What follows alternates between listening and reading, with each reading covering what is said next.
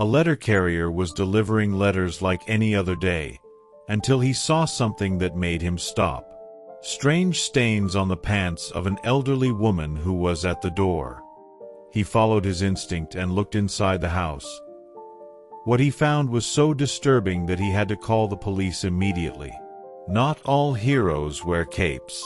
Some carry piles of letters, brave the heat, rain and snow, and observe more than we realize. This is the story of a simple letter carrier whose sense of responsibility completely changed the life of an elderly woman, and revealed a dark secret that no one could have imagined. João knew the neighborhood like the back of his hand. Every morning, he crossed those silent streets, delivering letters and greeting familiar faces. In his 8 hours of work, he saw families leaving for work, children running for the school bus, and elderly people tending to their gardens. But there was something special about Dona Teresa. She lived alone in a simple house at the end of the street.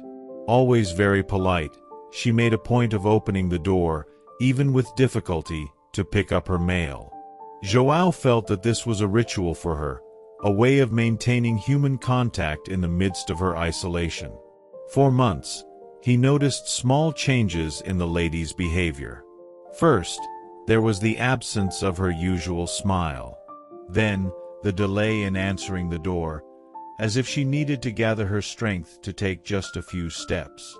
He tried to ignore it, believing it was just the weight of age. After all, Dona Teresa was well into her 80s. In recent weeks, however, the situation had begun to look more serious. Once, when she opened the door, he saw that her hair was disheveled, something unusual for a woman who always took care of her appearance, even at home. Her tone of voice, once sweet and firm, seemed weak, almost a whisper. John felt like asking if something was wrong, but he was afraid of overstepping the boundaries of his job. Who was he to invade someone's privacy? On that particular day, something stopped him. Dona Teresa took much longer than usual to open the door. When she finally did, he immediately noticed the dark stains on her sweatpants. They looked fresh and were hard to ignore. At first, João thought it might be something simple, like spilled coffee. But on closer inspection, he realized that it had a deep color resembling blood.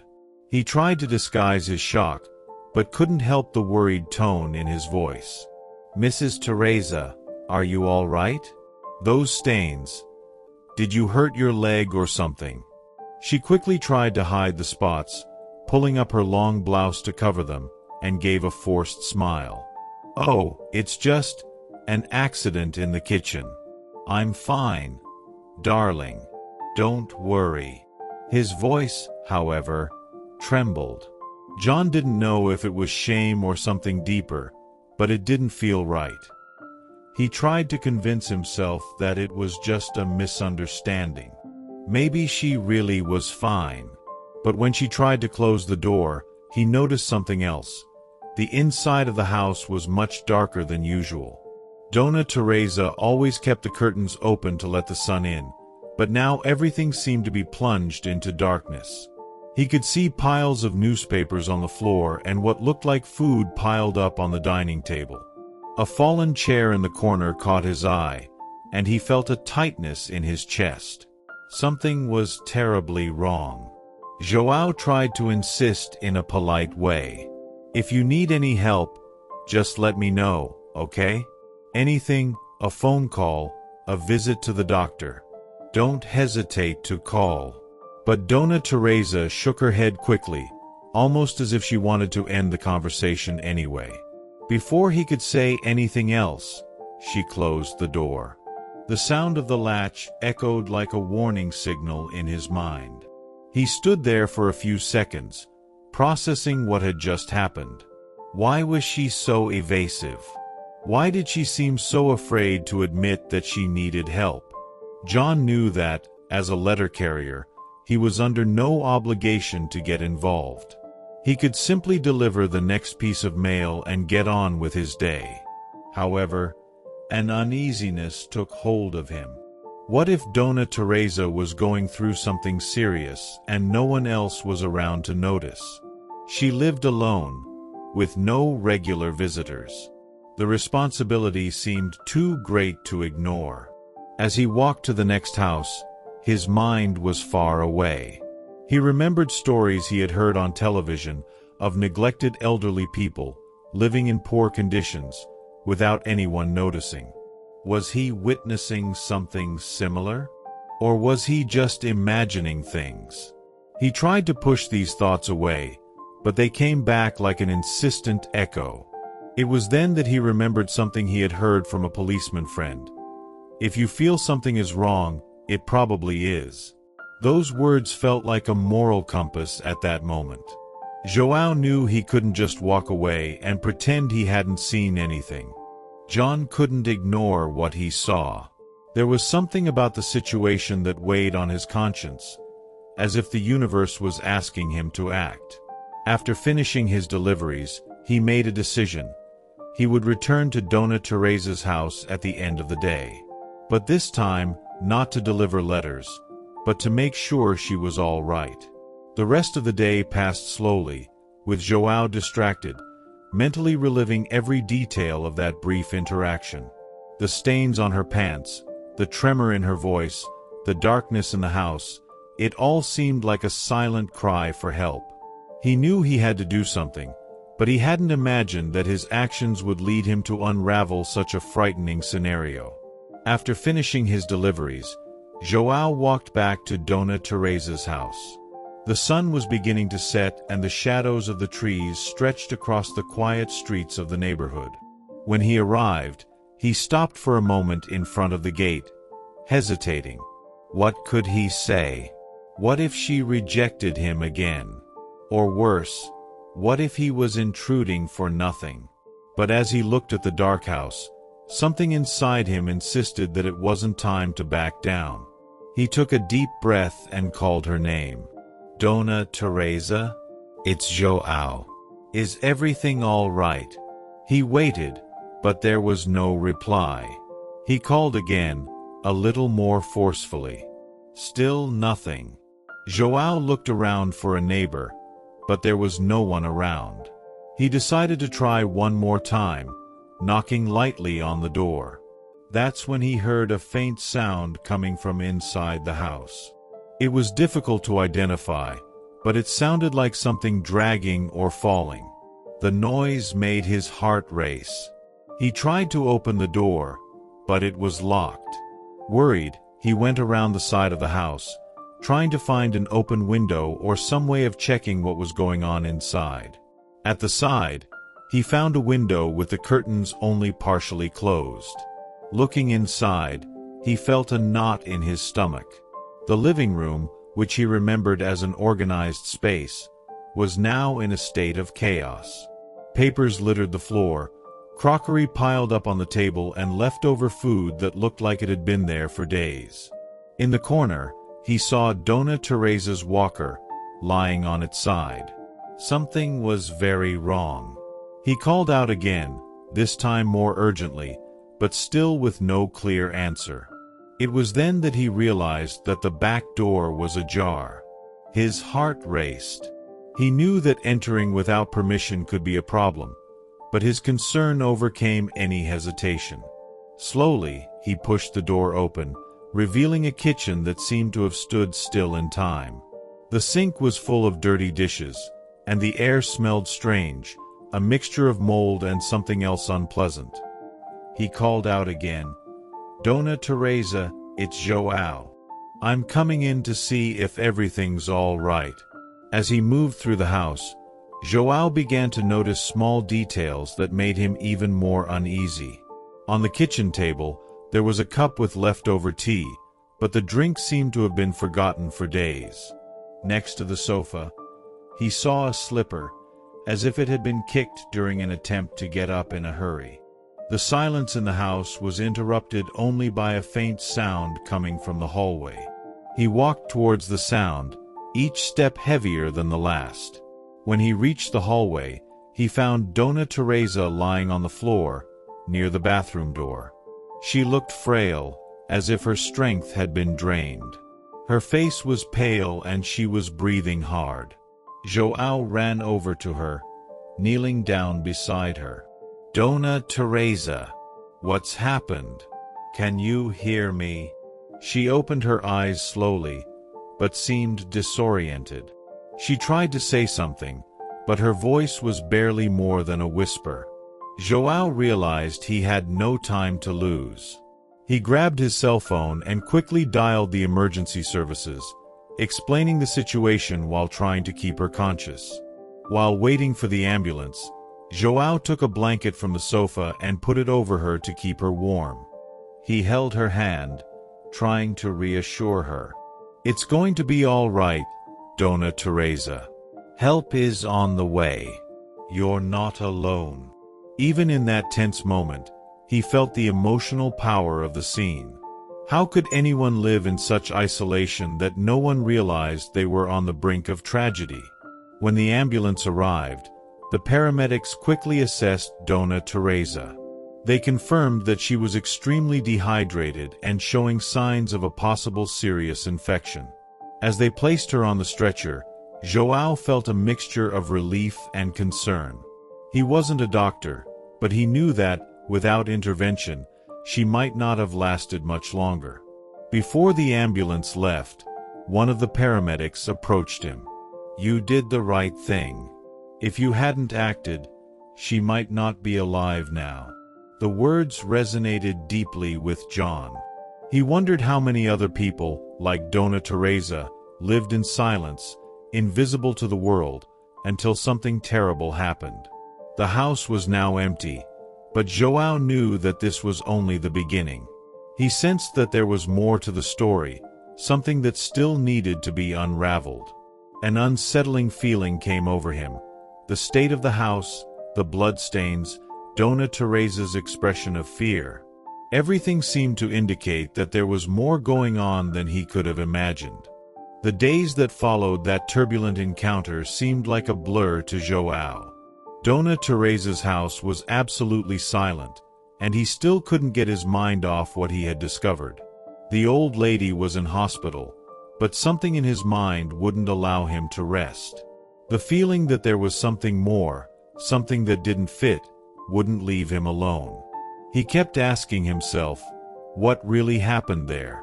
Why did she seem so frightened?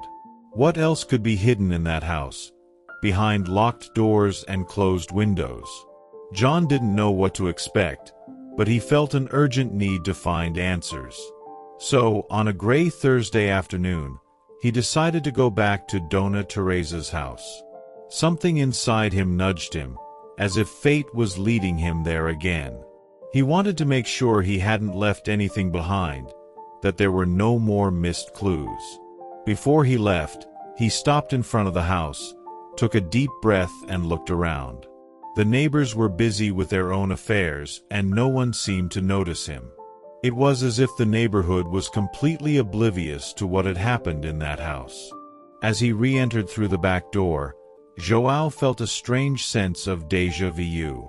The house seemed even darker and gloomier than before. Everything was just as he had left it.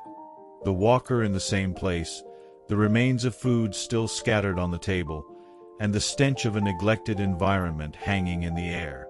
But now, there was something else. Something he couldn't immediately identify, but which sent a shiver down his spine. He moved slowly through the rooms, each step heavier than the last. When he entered the living room, the first thing that made him stop was the open window, something he was sure hadn't been there before. He approached it, examining his surroundings. The cold wind coming through the window made the curtains sway, as if they were whispering ancient secrets. John crouched down by the desk, where the piles of papers seemed to be more organized than before, but something was different. A piece of paper folded carefully on top of everything, as if trying to catch his eye. Without hesitating, he picked up the piece of paper. It was a letter, poorly written, with shaky, rushed, almost illegible letters. He felt a lump in his throat as he began to read the words scribbled there. The letter seemed to be a confession, but at the same time, a warning. If anyone knows what happened, everything will be worse. I can't live like this anymore. The words made John's throat tighten. He read and reread the letter, trying to understand, but he couldn't grasp what it really meant. Who had written it? And who was the message for? The letter seemed to refer to something Dona Teresa had tried to hide, a pain she didn't want to share with the world. João knew he had to dig deeper. He couldn't stop now. The letter was pulling him into a darker mystery, and he had no choice but to keep going, even if it meant facing the very demons he was beginning to realize had invaded that house. He then walked around the house again, increasingly distressed. That's when he entered Dona Teresa's room and saw, in the corner, a cupboard slightly ajar. Something inside him screamed at him to open that cupboard, and as he did so, João was confronted with a scene that paralyzed him. At the bottom of the cupboard, hidden under a pile of clothes, was an old wooden box. He pulled it out carefully, but its weight, as if it were carrying heavy secrets, seemed almost impossible to ignore. Inside the box were old photos of Dona Teresa with a man. He looked at her more closely, trying to understand. Her face was happy, smiling next to a younger man who seemed to be the love of her life. But what caught his attention most was the last photo, which was partially torn. The man was in the same position, but his face was cut off. There was no doubt that he had been someone very important to her, but the destruction of that image seemed to indicate that something very bad had happened between them. John turned the photo over and, on the other side, found something even more disturbing. A sentence written in a firm, threatening handwriting. "Don't look for me. You won't like what you find." Now John was more lost than ever. The letter, the photos and Dona Teresa's behavior indicated that something very dark had happened there, something she had tried to hide at all costs. And while he was wondering whether to call the police or investigate on his own, he heard a sound coming from the hallway. The rustle of a curtain, the creak of an old door. John's heart raced. He turned around and, looking down the dark corridor, saw a shadow moving slowly. It was as if someone was there, watching him, waiting for him. A chill ran down his spine and fear gripped him. He was no longer alone. He didn't know who or what was there, but the feeling of being watched was undeniable. The house now seemed alive, as if the very ghosts of the past had woken up. He felt the weight of the untold story piling up on his shoulders. The answers he was looking for seemed more and more unattainable, and the line between what he knew and what he didn't was becoming increasingly blurred. John was shaking. The feeling that he was about to discover something that should never have been unearthed consumed him. He looked at the shadow still moving down the corridor and, for a moment, thought about running away, but something inside him kept him there. He needed to understand. He needed to finish this. Whatever was happening in that house, he knew he couldn't turn his back now. He had seen too much, uncovered too many secrets. He was in the middle of something much bigger than he had imagined, something that transcended the simple accident that had initially led him to Dona Teresa. With renewed courage, he approached the corridor, his steps heavier than before. Every movement seemed to echo. Every sound he made amplified the heavy silence of that house. The shadow, or the feeling of being watched, seemed to be getting closer and closer. He stopped at the end of the corridor and looked at the ajar door to Dona Teresa's room. Something was wrong. There were no more shadows, but the air was thicker, charged with the feeling that something was about to happen. It was then that he saw it. In the distance, on the wall, reflected in the flickering light from the window, was the figure of Dona Teresa, standing motionless, staring at him. Her empty, desolate gaze cut into João's soul. She was there, but at the same time, she seemed to be part of another world. "You shouldn't have come here," she muttered, her voice hoarse, as if she were carrying the pain of a lifetime. She then took a step back and disappeared into the darkness, as if she had never existed. Panic seized John, but he knew what he had to do. He couldn't stay there, but he couldn't leave it at that. His investigation had to come to an end. Without hesitation, João picked up the phone and, with trembling hands, made the call. The police needed to know. Perhaps they would never understand everything he had witnessed, but he knew he could no longer carry that weight alone. Dona Teresa was never found again. The house was searched, but there were no more signs of anything unusual. The clues disappeared as quickly as they appeared. However, João never forgot Dona Teresa's gaze, nor the words whispered in the darkness. The house, the story, everything remained etched in his mind. He didn't know what exactly had happened, but one thing was certain. Some secrets run so deep that they shouldn't be dug up. And the ghosts of the past are sometimes more alive than we realize. Want to see more exciting stories like this? Subscribe to the channel and turn on notifications so you don't miss out on future videos. And for those of you who like a good story and watch to the end, leave your comment. I stayed until the end. Remember, the most valuable lessons come from the most difficult moments. See you in the next video.